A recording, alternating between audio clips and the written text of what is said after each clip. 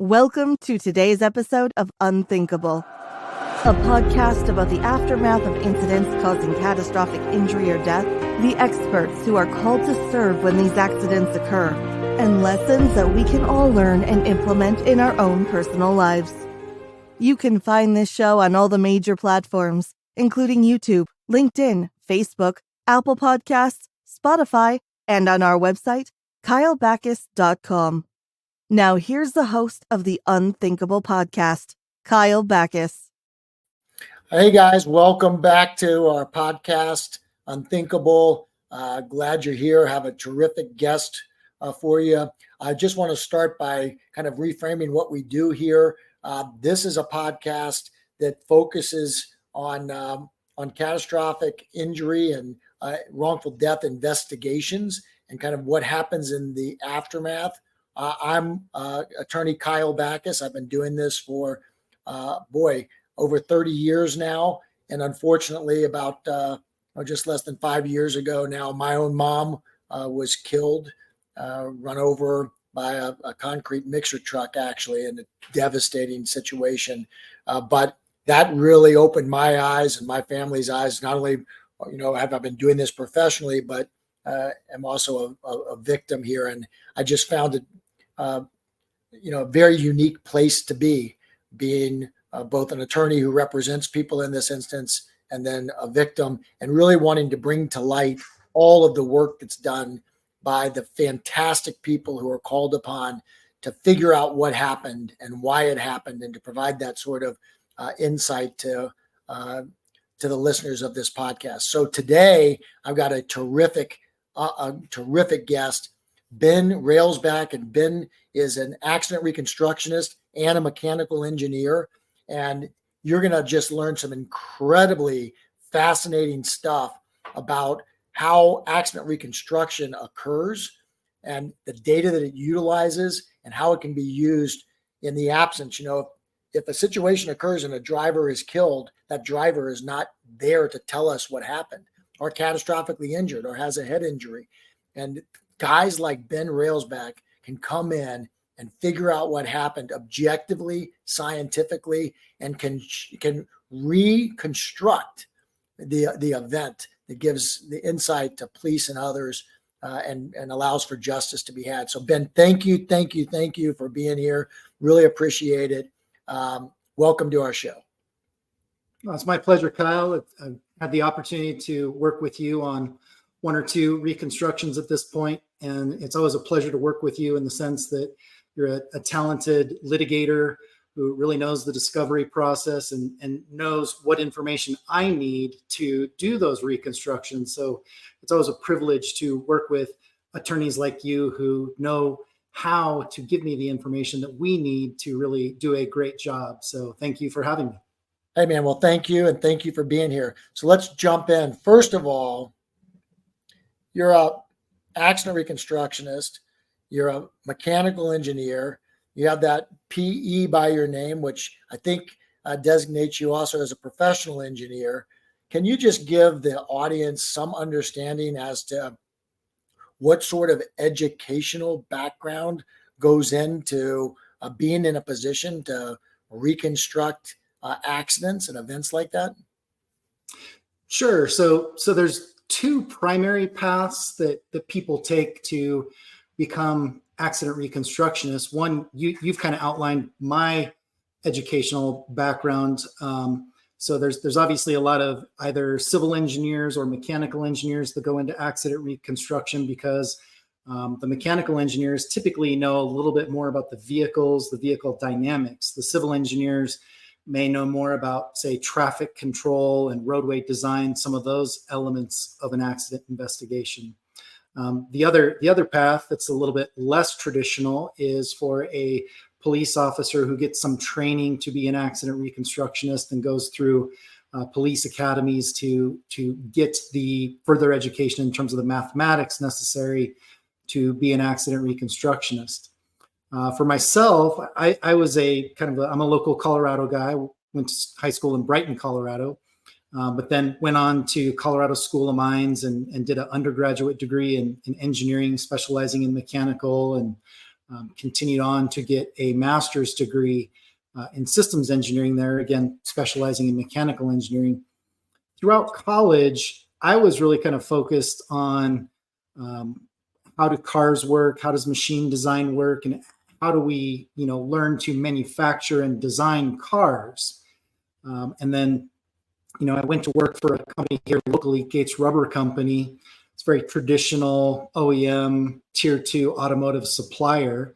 And that was an interesting job, but it really kind of opened my eyes to a little bit of kind of the repetitive nature of manufacturing and redesigning the same component time and time again. And it wasn't as exciting as I had hoped it would be.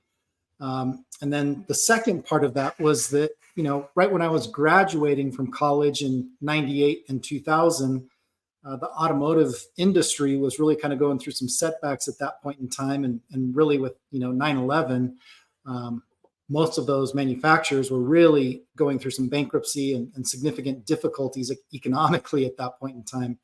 So I was in grad school and really looking around and exploring what could I do for a full-time career as I exited college and went into the workforce. And I found a company that was specializing in accident investigation and reconstruction. And they were looking for somebody like me with an advanced degree that had some knowledge in terms of automotive systems and vehicle mechanics, things like that. And it really spurred my interest because it was really exciting to see how these car crashes occurred. It's like a new story, a new investigation every time you get a new case. And that part was really thrilling to me. So ultimately, it became a really good fit. I have a inquisitive nature by just my background and my experience, and wanted to apply that to this process of investigating accidents. So, well, it's amazing, and what an interesting kind of niche of a career. So, can you tell the listeners, like, day to day? And I want to, obviously, we're going to get into how you do this, but can you just explain how you become involved in an accident reconstruction and just a kind of a 30,000 foot level of what the heck do you do for a living? Yeah, absolutely. So day to day, the very first stage of an accident investigation is always collecting evidence from my perspective. You want to get to the accident scene as soon as possible because there could be things like debris or glass on the ground. There could be skid marks, tire marks, those kinds of things. Maybe a post that's pushed over. All of that physical evidence at the accident scene is perishable and can go away. We try to get to the scene as soon as possible. Obviously, you can't do that all the time, but you want to get to that scene as soon as possible. So part of my job is at a desk. Part of my job is either in kind of a salvage yard where a wrecked car might be, or an accident scene, things like that. So, after you document that accident scene, then you might go to that salvage yard or the auction yard where that car is being held. We try to document that car as thoroughly as possible with an electronic scanner, laser scanner that is, and then, photographs, obviously. And after you've collected all of that evidence associated with the crash itself from the site and the vehicles that are involved, then you get into kind of the engineering analysis side. Engineering is the application of the physics principles to really develop an understanding and apply those principles to how that crash occurred. So we use conservation of energy, conservation of momentum principles to figure out how fast the cars were moving, what kind of speeds are involved. And then after we've finished our analysis, we'll typically prepare a report regarding that case to, communicate our findings. And I tell the engineers that I work with at the entry level, that's probably the hardest part, right? Is to communicate in a written format that's both, legible, clear, concise, and conveys the message of what happened and how did it happen in this particular crash. Backing up just a second on this, you're preparing this report, but there's already, my guess is there's already a police report, right? There's already, how do you fit in with the fact that I mean, I think most listeners' understanding would be an accident occurs. Somebody calls 911. The police come. The police maybe close off a roadway. We may have seen, they're painting lines on the road or doing what they're doing. And then the police are putting together a report. How does that interface with what you're doing and why you're doing what you're doing? So it can be sequential, like you're saying. Sometimes I get a traffic crash report before I get hired, and the police have done kind of a preliminary investigation, right? They've identified the 2 parties or 3 parties that are involved in the crash. And they may have made a scene diagram that explains how the crash occurred. Other times I get called pretty much right after the crash happens, and I may not get there when vehicles are still on the scene, but I get there shortly thereafter where there could still be physical evidence, but I don't have a police report yet. So sometimes it happens where I get that crash report first. Sometimes it happens that I get out there before the police have finished or finalized their report in the case. But are you kind of like a second opinion to the police investigation, or how do you view your involvement? Well, I see our involvement from the standpoint of, it kind of depends on the context of the case and the retention that we've been hired for. Sometimes I've worked on criminal cases in my career, and it would be a second opinion, as you described there, in those criminal cases, because if a police officer has done a reconstruction or done a report, but something is factually inaccurate or doesn't really match the physics of the accident, I might get hired to prepare a second opinion and look at that traffic crash report to see if it really is, consistent with the facts of the accident or not. Other cases, I see it more of as a parallel or a complementary process, right? A police officer is immediately able to respond to a crash. They're able to collect that basic fact information in terms of who the parties are. And a lot of times they're not necessarily preparing an opinion regarding a crash. And so in those cases, they get photographs of the vehicles at the scene, and they document where the vehicles came to rest at, the tire marks, all the glass, the debris. And those things are critical to us because they document all that evidence immediately after the crash occurs. And so it helps us to make sure that we've got the best set of evidence possible. So do most police departments, would they have somebody who is a mechanical engineer or a professional engineer, or do they generally, in terms of the work that reconstruction that the police may be doing, being done with a kind of a different educational background? Yeah, so I think I've seen it primarily that they have, kind of a different educational background than the mechanical engineers or the civil engineers that I've worked with. Typically they'll have some sort of, criminal justice degree or something like that, where they've gone through some education process, but it's not necessarily a physics-based process. And so an accident reconstructionist working for your local law enforcement agency at the city level or at the state level will have kind of a, on the job training where they go through different levels of education or classes to give them some training. And that gives them the tools that they need to do kind of that basic level of documentation. And then if they really get interested in it, they may go on to try to become a certified or accredited accident reconstructionist. But are they, meaning the police departments, usually who's training them? Is it people who have the kind of engineering degrees like you have that are in training police officers in the art of reconstruction? Generally, I would say it's on the job training. So it's other police officers training other police officers. To some extent, there are some officers out there that do have kind of a physics-based background, whether it's engineering or physics or something like that, and they do some training work as well. But it's kind of mixed. I would say the majority of it that I've personally seen is more police officers training police officers, and may not necessarily have that engineering background. And so for somebody like you, just so the listeners understand your role, you don't work, you might be hired by a government entity at some point to do some work, but you don't work for the government. You have a private company, right? This CGE LLC, right? This is a company you work for, right?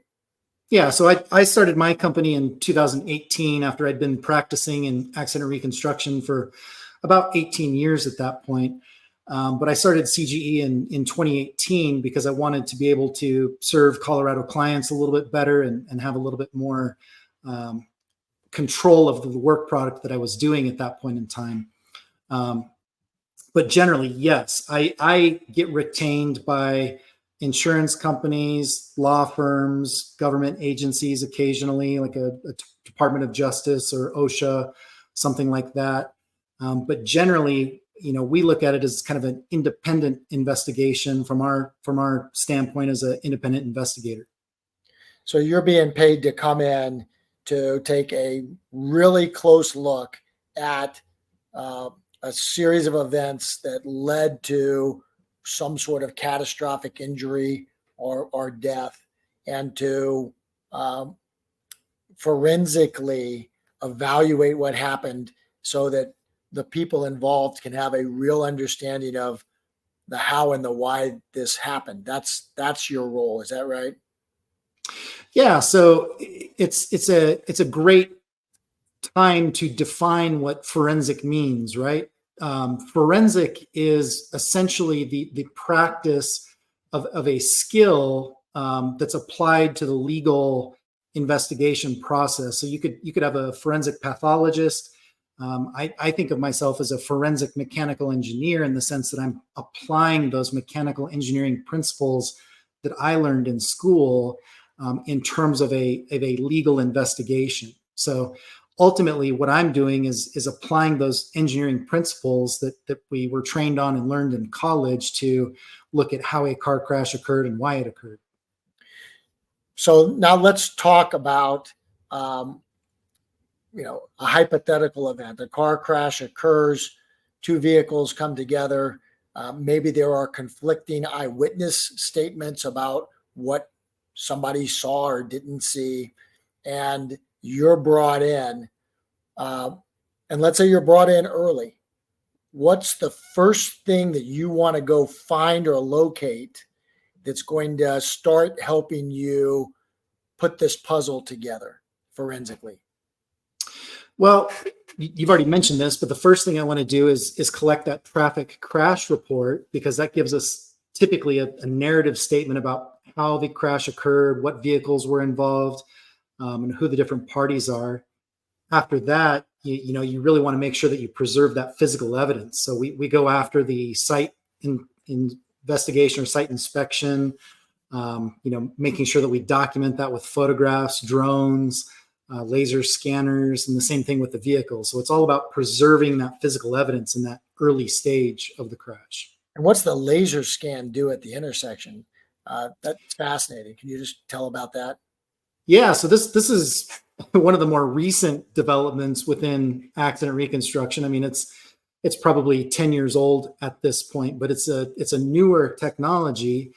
We use a laser scanner, and it spins 360 degrees with a laser shooting out both vertically and horizontally. And it's like a survey instrument, so it's measuring the distance to all the points that it can see within like a 300-foot diameter. And then after it spins that circle and gets what we call point cloud of XYZ survey data, then it spins another circle and it creates a color map of all of those different points with a camera. So we know where all of the different XYZ data points are in terms of where the road is, where the telephone poles are, where the traffic signals are, where the lane markers are, things like that. But then we get the color associated with those as well. And it creates this colored point cloud of all of the data so that we know in 3D space where everything is on an accident scene. It's basically laser scanning a whole accident site to preserve the evidence and the geometry of that site. And what does this device look like that you're using? What's the So lens look like? Yeah, so everybody has kind of seen a roadway survey crew on the side of the road, and you've seen a tripod with kind of a laser surveying instrument on the top of that tripod. It looks similar to that in terms of the, we use a tripod, and then it's just basically a square box. That square box then has like a laser and a mirror that rotates, and so it spins, and you see that mirror rotating very quickly to spread the laser around the accident site. But ultimately, it's a tripod with like a very sophisticated camera up on the top. That laser scanning process does it happen pretty quickly, or what sort of time is involved to capture all of the dimensions and a full scan of the intersection? So typically at a crash site, I will do between 10 to 15 scans. Each of those scans with the scanner that I've got is about 11 or 12 minutes or so. So you're out there for 2 hours to capture a good scan of an accident site. Wow, it's really incredible. And so you take that scan, you take the police report, point of impact. Like, is there some way that you go out there and you're trying to figure out where exactly in this or on this roadway or location these vehicles came together? And can you talk about that process and the importance of that process? Yeah. Point of impact is always critical in the sense that it kind of tells us where the two vehicles interacted with one another in terms of the distance and space, right? Where do they run into each other in, say, an intersection or on a highway? But it also gives us a common point in time. And that's probably harder to kind of see visually, but that common point in time tells us how the vehicles were approaching one another, and really gives us the timing associated with an accident. So that point of impact is a critical data point in terms of any reconstruction. Generally, what we see is that one vehicle is driven down into the asphalt or into the roadway surface in a crash. There's always a little bit of difference in the bumper heights or how the two vehicles come together. And so a lot of times what will happen is one of those vehicles is driven down into the asphalt. It will mechanically gouge and dig into that asphalt, and that documents a point of impact for us. Otherwise, what we look for is we see tire marks, like a skid mark leading to a point of impact, and then suddenly the two tire marks will shift or change angle very quickly. And that will tell us that the two vehicles have collided because there's a sudden change in the heading or the direction of those tire marks that is seen, and it gives us a good indication of where that point of impact was. So there's a couple of different methods there. Occasionally, you look at the debris associated with a crash. Where's the debris field at? Is it consistent with that point of impact? Or there might be issues associated with the geometry. Where do two lanes line up? How did the two vehicles come together based on the geometry of the intersection? So, and I don't know how recently, I'd love to hear more about the evolution of black box data. When I say black box data, maybe that's the more informal name, but I think all of us, probably all of our listeners know, like when you hear about a plane crash and you hear about they're trying to recover the black box that has data about what was operationally occurring on the flight. Well, modern day automobiles have similar black box recorders, right? Yeah. So the technology really started with the development of airbag control modules. We use the term black box, I think, because that really started in the aviation industry, right? Or the airline industry, where airplanes had these boxes that were recording data associated with the control of the airplane. But in the automotive industry, it really kind of started with the airbag control modules. The car has to make a decision about whether to deploy the airbags, to fire your seatbelt pretensioners. And so there's some rapid calculations or rapid computations that need to take place to make that decision. And the black boxes in cars are therefore really the airbag control modules. And generally they're kind of a silver aluminum package, not so much of a black box, but they look like a silver aluminum box. And they're typically mounted, close to the center of gravity or the center line of the vehicle, so that it's really kind of looking at overall, how is the vehicle moving? How is the vehicle being affected by the crash? But what they're doing is they're kind of a research tool initially for the automotive manufacturers and for industry to understand how the cars are performing, to make sure that we are as safe as can be in a car crash, right? They want to understand how severe the crash is, what the change in speed or change in velocity of the car is, and whether the car made the decision to deploy the airbag properly. So those uses of the airbag module were kind of initially from the research and development side for the car manufacturers, but then we get the benefit as an accident reconstructionist of some of the additional data to tell us what happened in a crash and what conditions led to that crash.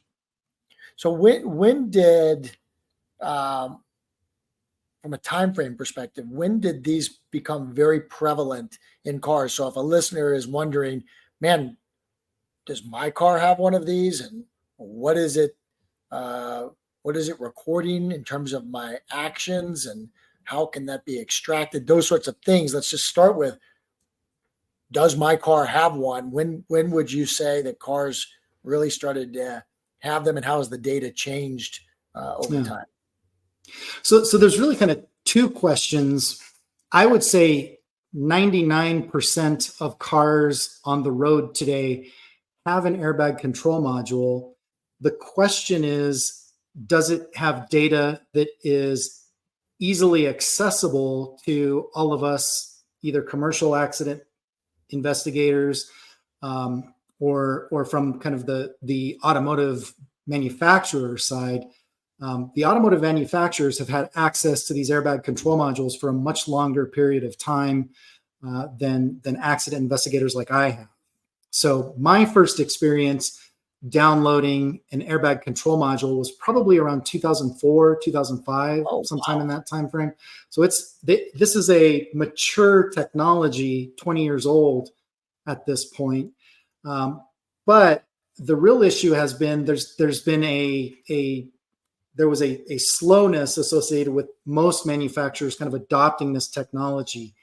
GM was an early adopter, General Motors, and they kind of incorporated both the ability to collect the data and make that data available to accident investigators early on in that process. That's like that 04, 05 timeframe.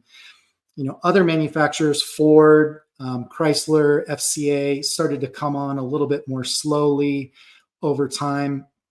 But really the key milestone is probably 2012. 2012, the National Highway Traffic Safety Administration, NHTSA, kind of got involved, and they promulgated a rule that said, hey, you have to have the ability to report this data if your car is collecting this data. And so 2012, most new vehicles after that point in time have an airbag control module, and we as accident investigators have the ability to access that data as well.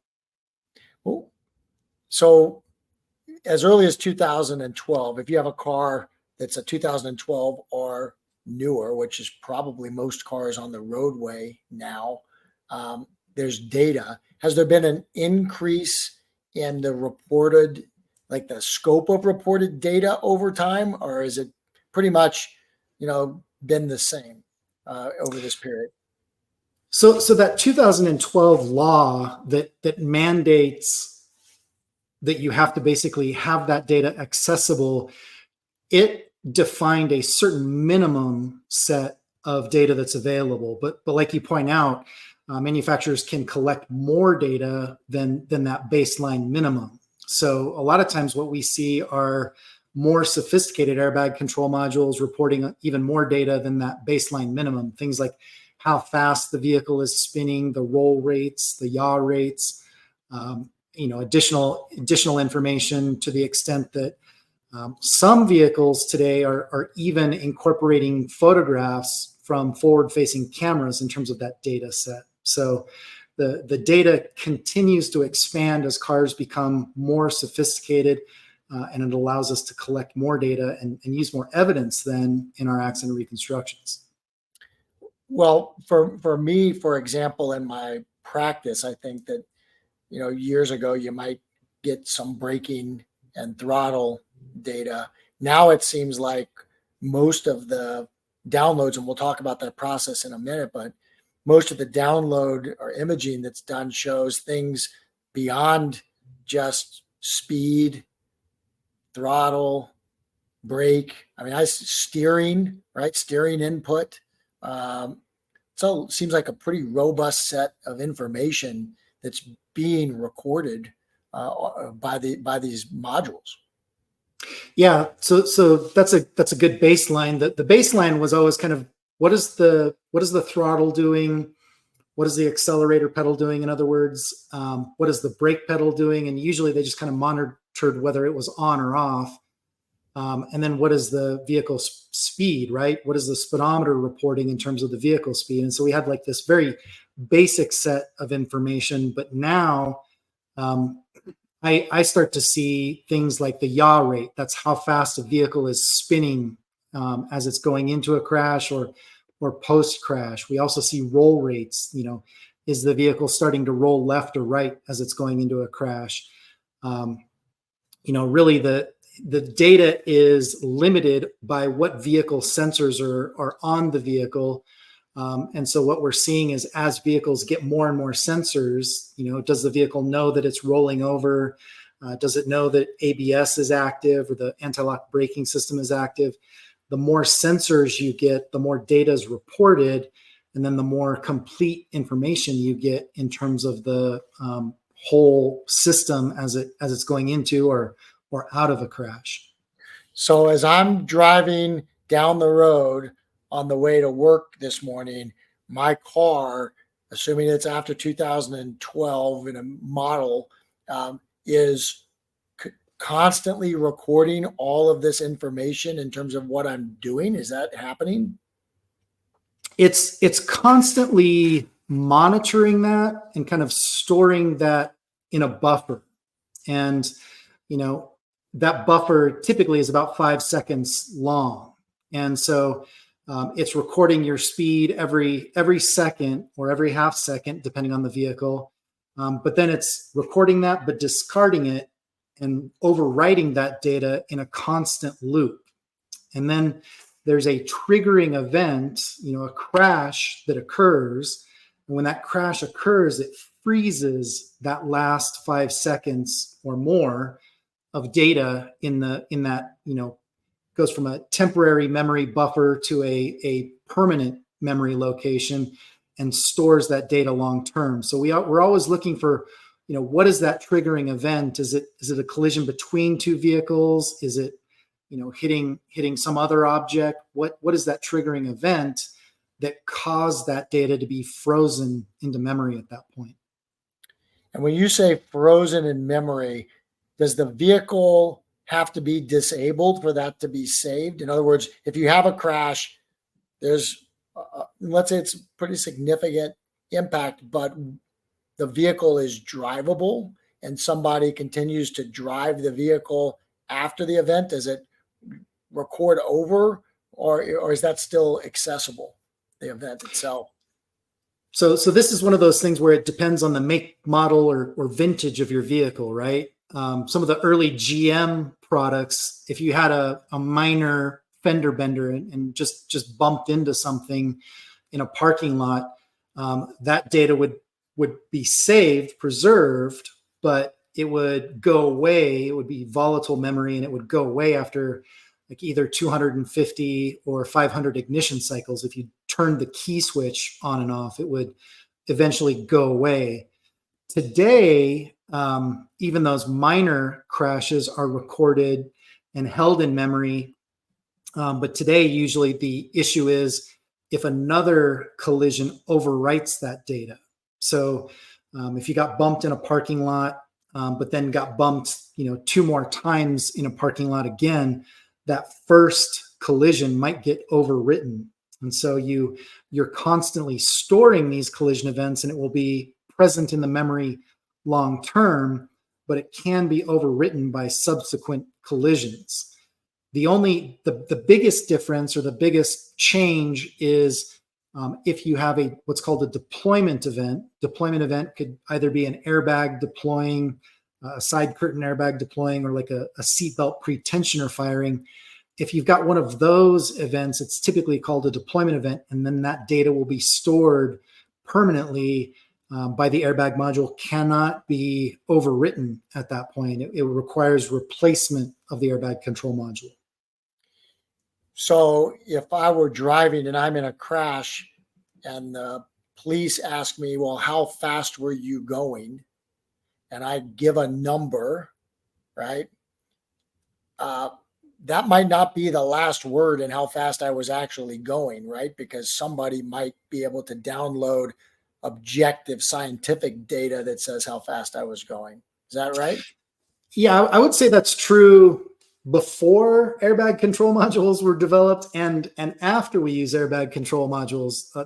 When I started in this industry, we would use the traditional physics-based methods to reconstruct crashes and analyze that data to tell you how fast you were going and compare your statement to the physics-based analysis. And now today, it's much more, I think, immediate and potentially accurate in some cases when you're able to access that data from the airbag control module and really get an image of that from that perspective. So yeah, there's always going to be a evaluation in a case that's litigated about whether your statement about your speed is consistent either with the physical evidence or the electronic data evidence that's preserved by the car. So if this data is available, is it hard to get to? Because why don't cops just drive around with a downloading device in their vehicle and go up to every crash that occurs and plug into your car and download what you were doing and go over to the other car and plug in what they were doing and say, okay, here's what really happened out here, guys? Yeah. And my frustration is with the, insurance adjusters that I've worked with in the past. Why aren't they preserving this data? Why aren't they collecting that data? Because I value that data in terms of my analysis, and it's helpful when that data is preserved. So from that standpoint, I think that there are a couple of different aspects there that you can probably speak to a little bit better than I can. One is there's a legal aspect to it, right? We have to make sure that data is collected in a proper manner from a legal standpoint. The owner of the vehicle has to give us permission to collect that data. They have to kind of be aware of the process in terms of what we're doing, what we're collecting, to make sure that they understand that their rights are not being trampled on, number one. Number two, there is some difficulty associated with collecting that data. You have to have the right computer, you have to have the right software. Not every police officer is going to have that. Then some cars get damaged enough in the crash that you can't, there's what's called a diagnostic port on the bottom of your dashboard. Everybody can go out there and look for that diagnostic link on your dashboard later today. It's typically under the dashboard on the driver's side. That's the first point at which we'll try to access the vehicle with cables to download the vehicle. If the electrical system has been too damaged, what we'll do is go direct to module. And so in that case, we have to remove the center console or remove a seat, maybe some carpet, it depends on where it's located at. But then we hook a cable directly to the module and are able to access the information that way. And so there's various levels of both legal and mechanical difficulty in terms of getting that data out of a vehicle. Yeah, and I'll tell you the one piece when you talked about the fact that the vehicle owner has to give permission. One of the tools that prosecutors have and that civil lawyers have is the ability to have a subpoena issued and to get a court order relinquishing that information, or to get access to that module download, even if somebody doesn't give permission. Because I can hear people say, yeah, maybe I did something wrong. I'm not giving you permission to access what I was doing in my vehicle. There are ways around that, but it does prevent maybe the everyday casual download of this data. Yeah, I think that's a great point, because obviously if a driver is, say, intoxicated or something like that, and has really reckless excessive speed, a judge is going to agree that it's proper to download the airbag module in that case to make sure that that data is preserved, regardless of whether that individual agrees or disagrees with the download at that point. So that's a great point. Now, if we take this, let's say you've done a site inspection like you were described, and you've done this scanning of the intersection, and you go and let's say you're lucky enough where there's very robust data that's been recorded by both vehicles. Let's say it's a 2-car crash. In both vehicles, you get this black box data downloaded, and you said it's normally, let's say, 5 seconds. How are you able, just talk about the capabilities now of you to be able to really take that set of information and accurately figure out what happened, regardless of who survived. Yeah, so let me take you back in time before the airbag control modules were available. And in those cases, what we would do is, look to see if there were any skid marks leading to a point of impact, right? And we would try to analyze how long, or measure how long that skid mark is, and then analyze how fast the vehicle was going based on that skid mark. And then we could project backwards in time, or reconstruct the position of that car as a result of skidding, and then where the perception reaction process started prior to that skid mark. Today, it's much more sophisticated, because we know on a second-by-second basis where that car was for the 5 seconds prior to the crash. We can multiply the velocity by the time to get a distance, and move that vehicle back in 1 second increments for 5 seconds to understand where it was 5 seconds before the crash. And it really helps us to get a much more accurate and detailed story of where the vehicle was as it approached a collision with another vehicle. And then in addition to that, we can look at, like, when did the driver let off of an accelerator pedal? That's a sign that they saw something ahead and pulled their foot off of the accelerator pedal. And then when did they move their foot to the brake pedal? We can see when that brake pedal was applied. And then we know how long the vehicle was braking or skidding or trying to avoid the crash prior to the collision. And so all of those things give us details and insights in a typically half second, or maybe even a tenth of a second increment, in much more detail than we used to have. It's just powerful technology. And so from a practical perspective, when I've seen reports, it looks like there's a 0 and then kind of a -1, -2, -3, -4, -5 seconds before impact, or before, it's not really impact, before triggering event. Is that the better way to characterize it, like, for each vehicle?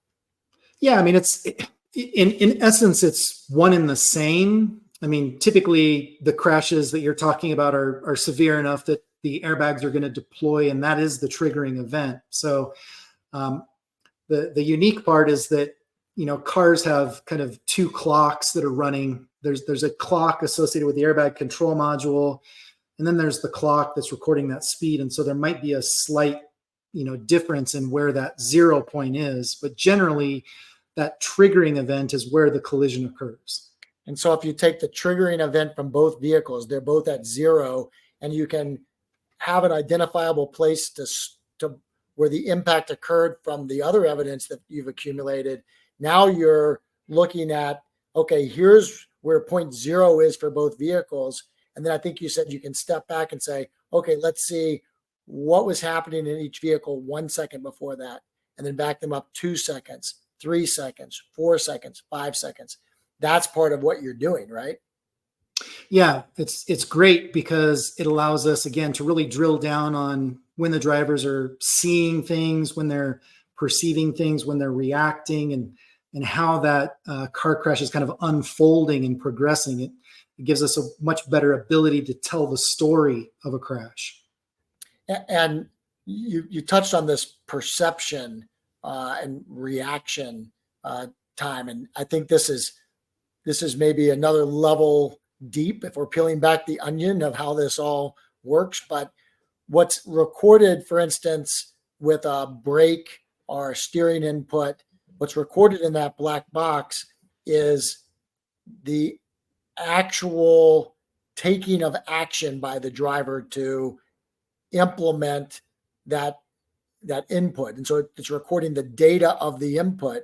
But before you get to the recorded input, you had to see something that makes you decide, I'm going to apply the brake. And then there's some small period of time it takes for you to see it, to then actually make your foot move, like your body to tell your foot to move, and your foot moves and it hits the brake. And the brake is what's recorded in the black box, the actual braking, but things are happening before that. Is that the perception? Can you just explain, go a little deeper on that?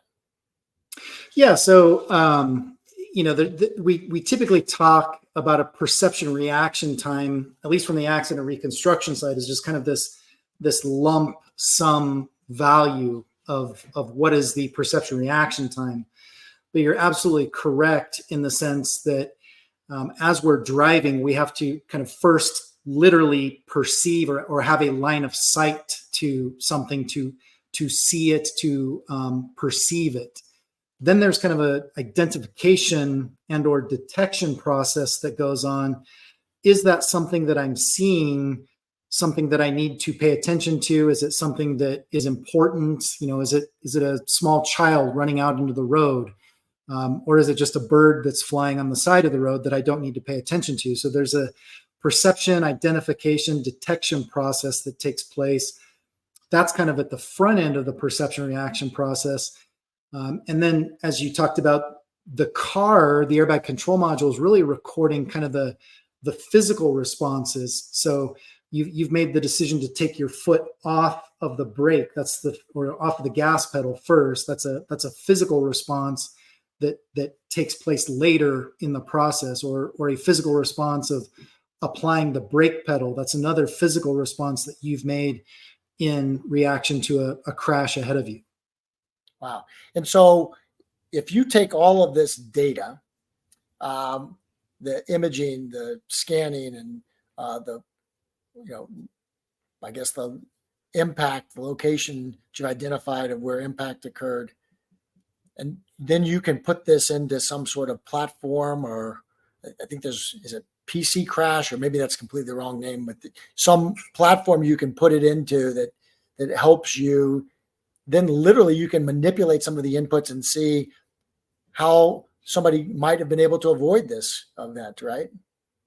Yeah, absolutely. So first, PC crash is the correct name. And I've always thought it was a little bit unfortunate because nobody wants their personal computer to crash, right? Right. But PC crash is the engineering software that we use to reconstruct and simulate these crashes. And so, like you said, we're taking those data inputs from the airbag control module, and then our inspection of the vehicles. We know how big and wide and long and heavy the vehicles are. We've collected all those inputs. We feed them into the computer software, and then we do the engineering analysis using momentum-based methods to reconstruct and simulate how the crash occurs. And so first, we always want to know how the crash did occur. But then what you talked about is also really important. We can then back those cars up in time and say a car was speeding by 20 miles an hour. We can say, well, if it wasn't speeding by 20 miles an hour and we reduced its initial speed by that 20 miles an hour, how would the brake responses change the outcome of this accident at a lower speed? Or wow. If the vehicle was traveling at the speed limit when it ran into the other vehicle, how would that reduce the severity of the crash? And, would this crash be less significant if we had a lower impact speed? And would the occupant have been protected better in that particular crash? So a lot of times those analytical hypothetical problems of what would have happened differently are more important than just the reconstruction itself. Sometimes it's more important to know what could have happened if things had been changed a little bit than what did happen. But they're both really key phases of the accident investigation. Just fascinating stuff. I want to switch and talk about video here for a minute before we have to end the program. But man, like, if you're a listener, what do you take from this? I mean, your car is watching you, right? In some ways, like, be careful what you're doing with your car, because should something happen, there is a way in most vehicles for people like Ben Railsback to go back and figure out exactly what you were actually doing in the 5 seconds up to an event, right? Yeah, I think with video, that's kind of the next level of information, right? What we see is much more commonly occurring is dash cameras are being incorporated with some of the trucking companies, and those are really helpful to us because a dash camera literally records typically around 30 frames of video or images per second. So we're getting 30 images every second that a truck is approaching a crash scene. And we're able to, with computer software that uses the optical properties of your camera, reconstruct where that camera is every 30th of a second leading to a crash.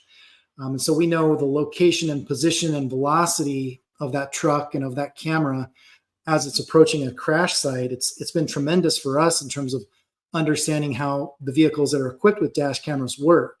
In addition to that, a lot of the cars that are out there today, my Subaru, a lot of Toyotas are out there, have forward-facing cameras on them as well. They're not collecting quite as much information in terms of like a video, but they're creating these freeze frames every second or every, for 5 seconds that give us a video or still image approaching a collision. So some of those airbag control modules are now incorporating the cameras that we use for like lane departure technology or vision services in terms of lane following or vehicle following, things like that.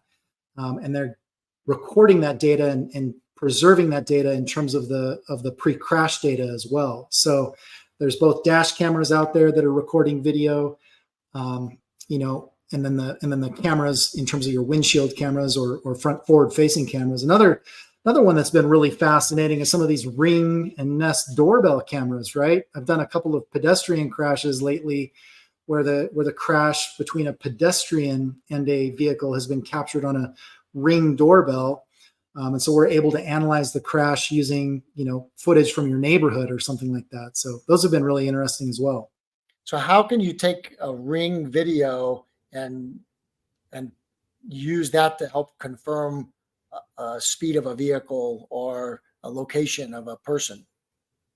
So what we'll do again is we'll scan that accident site and get an accurate 3D model of the site. We'll locate and identify where that Ring camera is at, so we know its position. And then we can use either video software or other software that's available to us to locate and identify the position of vehicles or pedestrians within that. We do what's called photo match the position of the vehicle or photo match the position of the pedestrian. And we can do that through the frame rate of the camera and identify how those people and cars are moving together through time in a 3D studio or a 3D digital modeling environment. So it's pretty cool technology in terms of locating where those people are in terms of 3D space.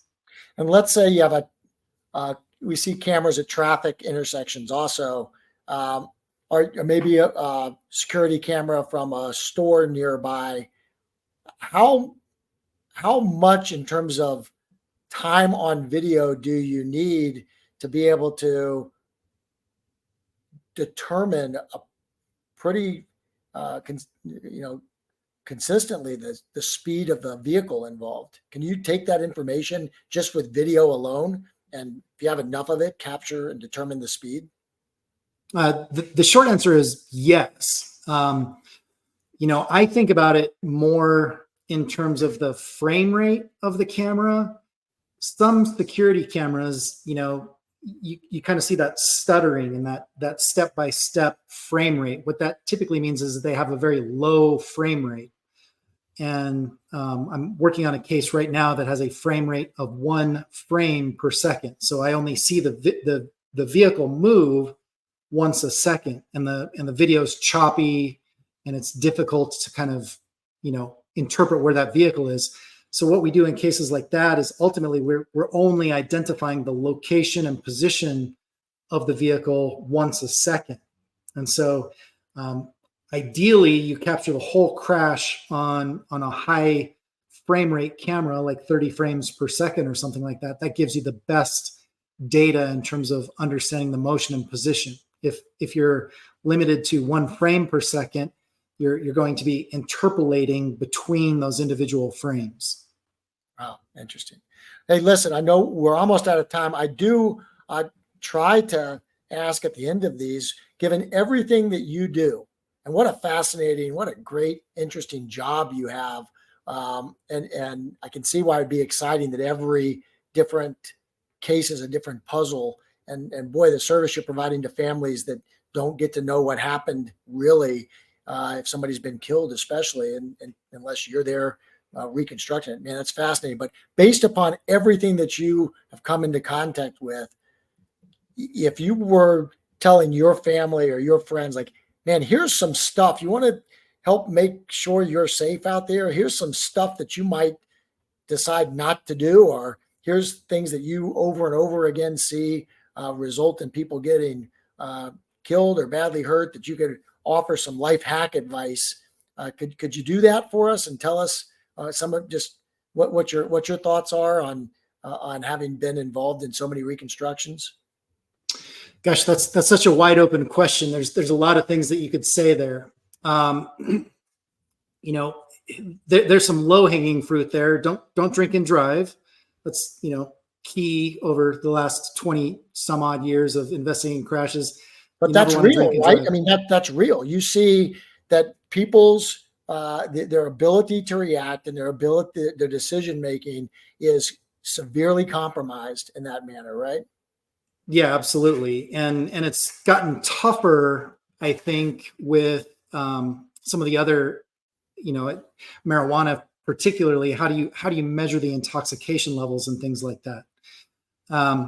I think that the advice that I have would be to take advantage of the technology that's out there. I think that having a car, this is a sacrifice, but having a car equipped with the latest and greatest safety technologies is critical in terms of, the things that you can control to improve your safety.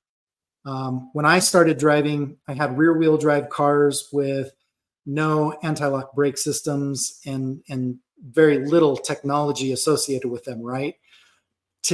Today, I've seen a progression from the cases and the product liability cases that I've been involved in, where older vehicles were not what they call crash worthy. They crumpled too much, or they allowed penetration and intrusion into the operator compartment. Your legs would get crushed, your head would get crushed, you'd sustain spinal injuries in a rollover accident, things like that. Today, vehicles are relatively uniformly crash-worthy, I would say. There can be exceptions to the rule, obviously, but vehicles are much better in terms of the ability to survive a crash. Where technology is going is the ability to avoid crashes and to avoid collisions. So your forward collision warning systems, your automatic emergency braking, AEB systems, those are the things that are not only going to prevent you from getting in a crash, but will help us all reduce crashes in general. I've seen data from some of the self-drive systems or the autonomous vehicle systems that might reduce the rate of car crashes by like an order of magnitude or 10 times less. Wow. And so on one hand, it gives me a little bit of concern as an accident reconstructionist. These car systems are going to take away my line of work. But on the other hand, I'm grateful for that because, as you mentioned earlier in the podcast, these are tremendously devastating crashes. You could either lose a loved one or they have life-altering, changing injuries. I'm excited about the latest and greatest generations in terms of the ability of cars to avoid crashes, take over if the driver is inattentive, and potentially, drive the car. The robot could drive the car itself and avoid the crash altogether. Those are things that I'm excited about and hope for in the future. Wow. Hey, Ben, man, thank you so much. Incredible. Ben Railsback, everybody, just terrific information. Thank you so much for joining us. I really, really appreciate it. I know that our audience has appreciated everything that you have said. It's really just very interesting stuff. So thank you very much for being here. And everybody out there, listen to what Ben said. Make sure that your cars have the most modern safety devices if you can afford to do that. You might give up something else in exchange for it because it really matters. And thank you, Ben, for being with us. And everybody stay safe out there, and we'll see you next time. You've been tuning into the Unthinkable podcast with your host, Kyle Bachus. You can find this show on all the major platforms, including YouTube, LinkedIn, Facebook, Apple Podcasts, Spotify, and on our website, kylebachus.com. Thank you for your positive reviews, comments, questions, and for sharing this show with others.